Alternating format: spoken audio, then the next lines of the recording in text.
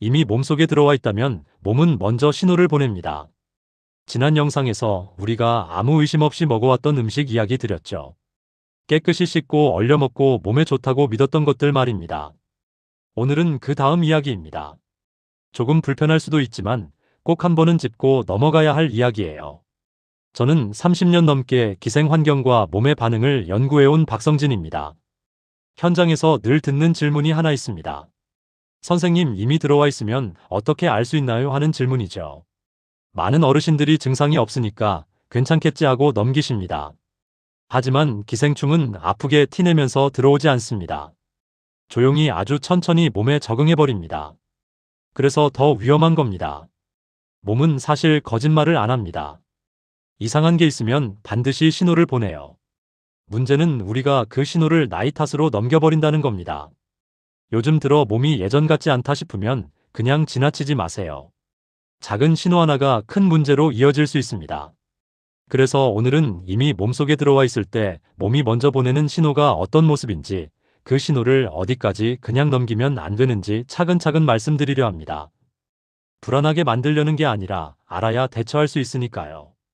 혹시 요즘 이유 없이 몸이 예전 같지 않다고 느끼신 적 있으신가요? 피곤한데 쉬어도 안 풀리고 밤에 잠도 자주 깨고 집중도 잘 안 되는 그런 느낌 말입니다. 이 영상은 그런 분들께 꼭 필요한 이야기입니다. 오늘 이 내용을 끝까지 들으시면 내 몸이 보내는 신호를 정확히 읽는 법을 알게 되실 겁니다. 그리고 지금 당장 어떤 선택을 해야 하는지도 분명해지실 거예요. 혹시 지금 몸 어딘가 불편한 곳 있으신가요? 댓글로 편하게 말씀해 주세요. 대부분은 나이 탓이라고 생각합니다. 제 기억에 남는 어르신 한 분 이야기입니다. 70대 초반이셨고 특별히 아픈 데도 없다고 하셨어요. 다만 요즘 들어 밤에 잠이 자주 깨고 눈이 쉽게 피로해진다고 하셨죠. 본인은 이렇게 말씀하셨어요. 이 나이에 다 그렇지 뭐하고요. 그래서 병원도 안 가고 그냥 넘기셨습니다. 주변에서도 나이 들면 그런 거라고 했으니까요. 그런데 문제는 그 뒤부터였습니다. 가끔 손이 저릿하고 집중이 잘 안 되고 사소한 걸 자주 깜빡이기 시작했죠. 처음에는 그냥 노화라고 생각했습니다. 그런데 시간이 지나면서 증상이 조금씩 더 뚜렷해지더군요. 그제야 검사를 받아보셨는데 몸속에서 이미 기생충에 대한 반응이 진행 중이었습니다. 면역 체계가 계속 자극을 받고 있었던 거죠. 그분이 제게 그러시더군요. 조금만 더 일찍 알았으면 그냥 나이 탓으로 넘기지만 않았어도 이렇게까지는 안 왔을 것 같다고요. 그 말씀이 지금도 기억에 남습니다. 알았다면 충분히 막을 수 있었던 일이었으니까요. 이런 분들 정말 많습니다. 아픈 게 아니라 이상한데 참고 계신 분들 말이죠. 피곤하고 예민하고 집중이 안 되는 건 누구나 겪는 일이니까 그냥 넘어가는 겁니다. 하지만 몸은 이유 없이 신호를 보내지 않습니다. 이 내용이 중요한 이유는 지금이라도 알면 대처할 수 있기 때문입니다. 늦었다고 생각할 필요 없어요. 지금부터라도 몸이 보내는 신호를 제대로 읽으면 충분히 회복할 수 있습니다. 그래서 오늘 이 이야기를 끝까지 들어야 합니다. 이런 정보가 더 많은 분들에게 전달될 수 있도록 구독과 좋아요 부탁드립니다. 이 채널은 어르신들의 건강한 노년을 진심으로 응원합니다. 끝까지 보시면 내 몸 상태를 점검하는 기준이 생기실 겁니다. 오늘 이 영상에서 말씀드릴 내용은 여러분의 건강관리 방식을 완전히 바꿀 수 있는 중요한 지혜입니다. 이 이야기를 끝까지 듣고 실천하셔야만 진정한 변화를 경험할 수 있습니다. 뒤에 나올 신호 판별법을 모르시면 지금까지의 노력이 의미 없어질 수 있어요. 작은 신호 하나도 놓치지 않는 습관만으로도 충분히 달라질 수 있는 일이죠. 그래서 이제는 우리 몸이 기생충 감염 시 보내는 신호들을 하나씩 짚어보겠습니다. 이제부터 말씀드리는 내용은 겁주기 위한 이야기가 아닙니다. 어르신 몸이 이미 보내고 있는 아주 작은 신호들에 대한 이야기입니다. 이 신호들을 알아야 대처할 수 있으니까요. 가장 먼저 나타나는 신호는 이유 없는 가려움입니다. 피부가 건조해서 가렵다고 생각하기 쉽죠. 그런데 특히 밤에 더 심해지는 가려움이라면 조금 다르게 봐야 합니다. 연고를 발라도 그때뿐이고 며칠 지나면 다시 시작되는 경우가 많아요. 한국건강증진개발원의 연구에 따르면 기생충 감염 시 면역 반응으로 인해 히스타민 분비가 증가하면서 특히 야간에 가려움증이 심해진다고 합니다. 이건 단순한 건조함이 아닐 수 있습니다. 몸속에서 뭔가 반응이 일어나고 있다는 신호일 수 있어요. 74세 김영자님은 1년 넘게 밤마다 가려워서 잠을 설쳤습니다. 피부과도 가보고 연고도 바르고 보습제도 열심히 발랐는데 효과가 없더래요. 그런데 알고 보니 몸속 기생충에 대한 면역 반응이었습니다. 원인을 제거하고 나서야 가려움이 사라졌죠. 이런 증상이 있다면 단순히 피부 문제로만 보지 마세요. 몸 전체를 한번 살펴볼 필요가 있습니다. 특히 다른 증상과 함께 나타난다면 더욱 주의 깊게 봐야 합니다. 두 번째 신호는 눈이 쉽게 피로해지는 겁니다. 책을 오래 못 보겠고 글씨가 흐릿해지는 시간이 빨라집니다.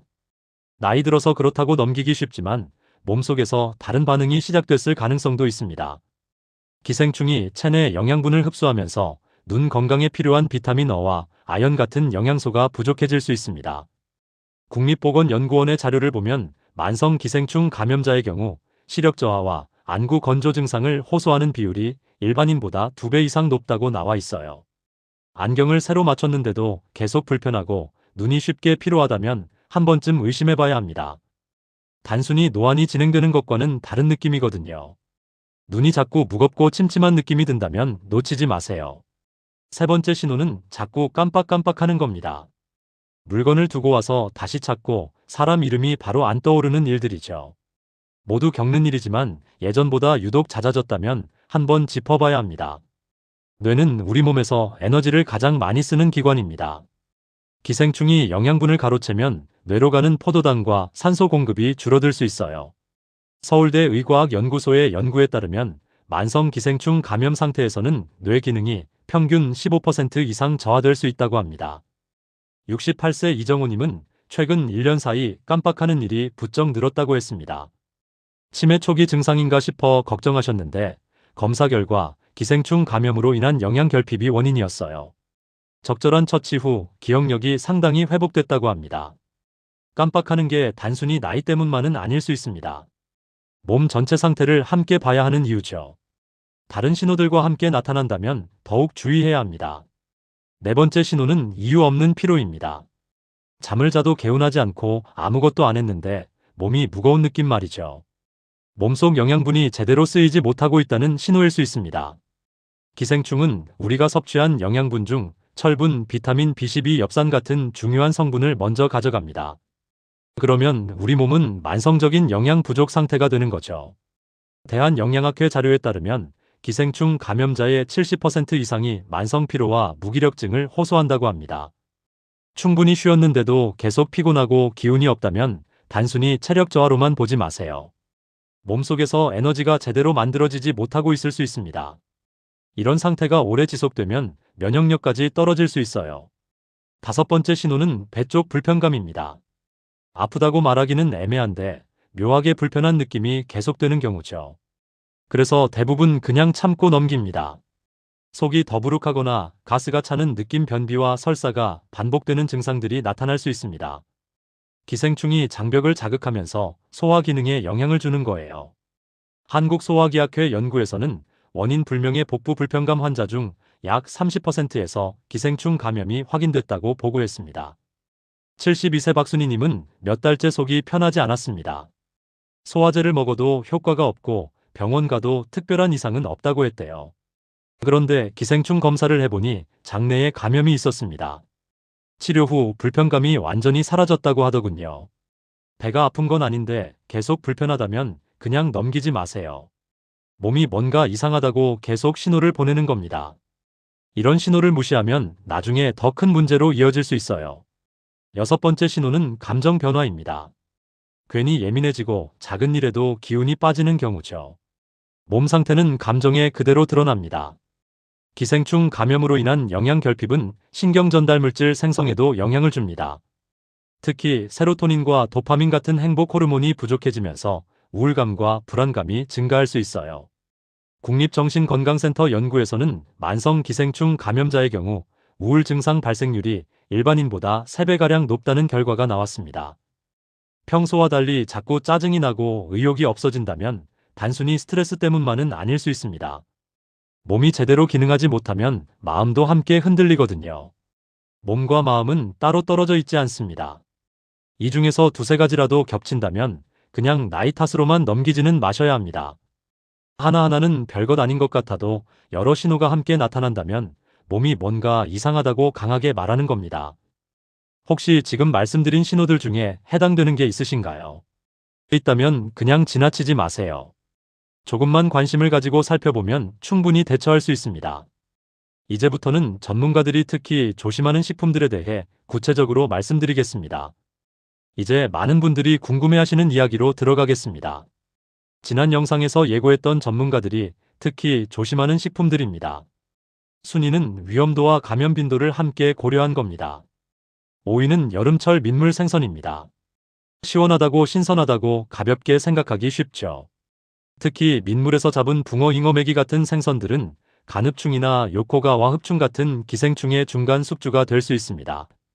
질병관리청 자료를 보면 국내 간흡충 감염자의 대부분이 민물 생선 섭취와 연관이 있다고 나와 있어요. 문제는 익힘이 부족하면 위험이 그대로 남는다는 겁니다. 회로 먹거나 살짝만 익혀 먹으면 기생충 유충이 살아서 체내로 들어올 수 있습니다. 민물 생선은 반드시 완전히 익혀서 드세요. 속까지 완전히 익었는지 확인하고 먹는 습관이 중요합니다. 맛있다고 날 것이나 반쯤 익은 상태로 드시면 안 됩니다. 4위는 여행지에서 먹는 즉석 해산물입니다. 바다 바로 앞이라 더 안전할 거라 믿지만 손질과 보관 과정은 전혀 다를 수 있습니다. 특히 동남아시아 지역 여행 중에 먹는 생굴이나 조개류는 주의가 필요합니다. 현지에서는 익숙한 음식이지만 우리 몸은 그 지역 기생충에 대한 면역이 없거든요. 세계보건기구 보고서에 따르면 여행지 해산물 섭취로 인한 기생충 감염 사례가 매년 증가하고 있다고 합니다. 여행지에서는 특히 조심하세요. 신선해 보여도 보관 상태나 위생 관리가 우리나라 기준과 다를 수 있습니다. 가능하면 완전히 익힌 음식을 드시는 게 안전합니다. 3위는 덜 익힌 조개류입니다. 속이 탱글하다고 좋아하시는 분 많죠. 하지만 열이 충분히 전달되지 않으면 몸속으로 그대로 들어옵니다. 조개는 바닷물을 걸러 먹으면서 살아가기 때문에 체내에 각종 세균과 기생충을 품고 있을 수 있어요. 특히 페르독소나 비브리오균 외에도 흡충류 유충이 있을 수 있습니다. 식품안전처 조사에서는 시중 유통되는 조개류의 약 20%에서 기생충 유충이 검출됐다는 결과가 나왔습니다. 69세 최명수님은 조개찜을 좋아하셔서 자주 드셨는데 항상 살짝만 익혀 드셨대요. 탱글한 식감이 좋다고 하셨죠. 그런데 몇 달 후 복통과 소화불량이 계속되더니 검사 결과 폐흡충 감염이 확인됐습니다. 조개는 반드시 완전히 익혀 드세요. 입이 벌어졌다고 다 익은 게 아닙니다. 충분히 끓여서 속까지 열이 전달되게 해야 안전합니다. 2위는 회무침이나 비빔 형태의 생해산물입니다. 양념이 강하다고 안심하는 경우가 많습니다. 하지만 자극은 해결책이 아닙니다. 고추장이나 식초, 마늘 같은 양념이 아무리 강해도 기생충 유충을 죽이지는 못합니다. 오히려 양념 맛에 가려져서 신선도를 제대로 판단하지 못할 수도 있어요. 한국식품연구원의 실험 결과 고추장이나 식초에 1시간 이상 담가도 기생충 유충 생존율은 80% 이상으로 나타났습니다. 회무침이나 물회 같은 음식 드실 때 양념이 강하다고 안전하다고 생각하지 마세요. 생선 자체가 신선한지 보관이 제대로 됐는지가 더 중요합니다. 가능하면 익힌 해산물로 만든 요리를 선택하는 게 좋습니다. 1위는 여름철 즐겨 먹는 특정 바다 식재료입니다. 이 식재료는 몸에 들어온 뒤 아주 깊은 곳까지 이동할 수 있습니다. 바로 오징어입니다. 특히 생오징어나 반건조 오징어를 날 것으로 드시는 경우가 위험해요. 오징어에는 아니사키스라는 기생충 유충이 있을 수 있는데 이게 살아서 체내로 들어오면 위벽이나 장벽을 뚫고 들어가려고 합니다. 국립수산과학원 조사에서는 시중 유통 오징어의 50% 이상에서 아니사키스 유충이 발견됐다고 보고했습니다.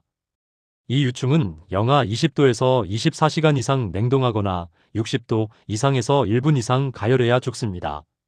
75세 한경숙님은 오징어회를 좋아하셔서 자주 드셨습니다. 신선한 걸로 사서 바로 드셨으니 괜찮을 거라 생각하셨대요. 그런데 어느 날 갑자기 심한 복통이 시작됐고 응급실에 가셨습니다. 검사 결과 아니사키스 유충이 위벽을 뚫고 들어가려던 상태였어요.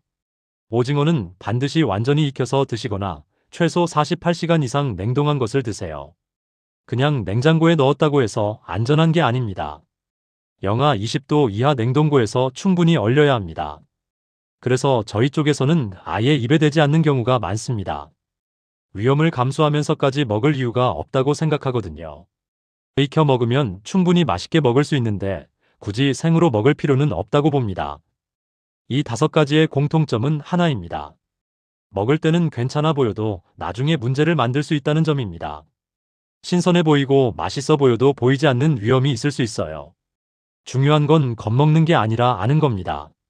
알면 피할 수 있고 대처할 수 있습니다. 이제 마지막으로 지금 어르신이 선택할 수 있는 것들에 대해 말씀드리겠습니다. 오늘 이야기 들으시면서 마음이 조금 불편해지셨을 수도 있습니다. 하지만 이 불편함이 몸을 지키는 시작입니다. 모르고 지나가는 것보다 알고 조심하는 게 훨씬 낫습니다. 오늘 내용 정리해 볼게요. 이미 들어와 있다면 몸은 반드시 신호를 보냅니다. 가려움, 눈피로, 깜빡임, 피로감, 배 불편함, 감정 변화 이런 신호들이죠. 문제는 우리가 그걸 나이 탓으로 넘겨왔다는 겁니다. 그리고 우리가 아무 생각 없이 먹었던 음식들 중에 위험한 것들이 분명히 있습니다. 민물 생선, 여행지, 해산물, 덜 익힌 조개, 회무침, 그리고 생오징어까지요. 이것들의 공통점은 익히지 않고 먹으면 위험하다는 겁니다. 잘못 관리했을 때 어떻게 되는지 보셨죠? 작은 증상으로 시작해서 점점 심해지고 나중에는 일상생활이 힘들어집니다. 피로, 집중력 저하, 소화 불량 이런 것들이 쌓이면 삶의 질이 떨어질 수밖에 없어요. 하지만 제대로 관리하면 달라집니다. 몸이 보내는 신호를 놓치지 않고 위험한 음식은 피하고 의심되면 검사를 받는 것만으로도 충분히 예방할 수 있습니다. 이미 감염됐다 해도 조기에 발견하면 치료가 어렵지 않아요. 오늘 당장 할 수 있는 건 겁먹는 게 아닙니다. 내 몸을 조금 더 유심히 보는 겁니다. 가려운 피로, 눈, 기억력 하나라도 예전과 다르다면 그냥 넘기지 마세요. 그게 첫 번째 선택입니다. 두 번째는 음식 선택입니다. 생으로 먹던 습관이 있다면 오늘부터 바꾸세요. 완전히 익혀 먹는 것만으로도 대부분의 위험을 피할 수 있습니다. 맛이 조금 달라진다고 느껴지더라도 건강이 더 중요하지 않겠습니까? 세 번째는 정기검사입니다. 1년에 한 번이라도 기생충 검사를 받아보시면 좋습니다. 특히 생선회나 육회를 자주 드시는 분이라면 더욱 필요해요. 검사는 간단하고 비용도 크지 않습니다. 다음 영상에서는 이 신호들을 어떻게 구분해서 봐야 하는지 그리고 약으로 해결되지 않는 경우 어떤 선택지가 있는지까지 차분하게 이어서 말씀드릴 겁니다. 자가 진단 체크리스트도 함께 드릴 예정이니 기대하셔도 좋습니다. 혹시 오늘 이야기 중 내 이야기 같다고 느껴진 부분이 있다면 댓글로 경험을 남겨주셔도 좋고요. 말이 어렵다면 숫자 2 하나만 적어주셔도 괜찮습니다. 그 작은 표시가 다른 어르신들에게도 몸을 한 번 더 돌아볼 용기가 됩니다. 오늘도 끝까지 들어주셔서 감사합니다. 여러분의 건강한 노년을 진심으로 응원합니다.